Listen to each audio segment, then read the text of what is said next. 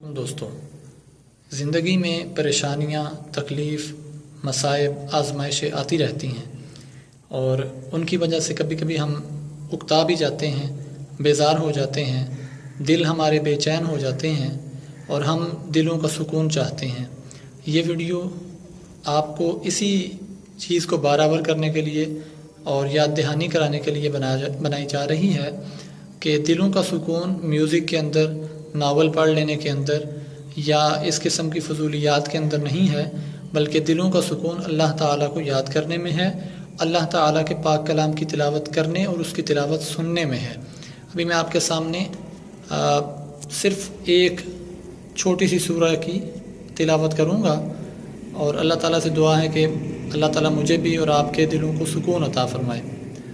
اعوذ باللہ من الشیطان الرجیم، بسم اللہ الرحمن الرحیم۔ والشمس وضحاها والقمر اذا تلاها والنهار اذا جلاها واللیل اذا یغشاها والسماء وما بناها والأرض وما طحاها ونفس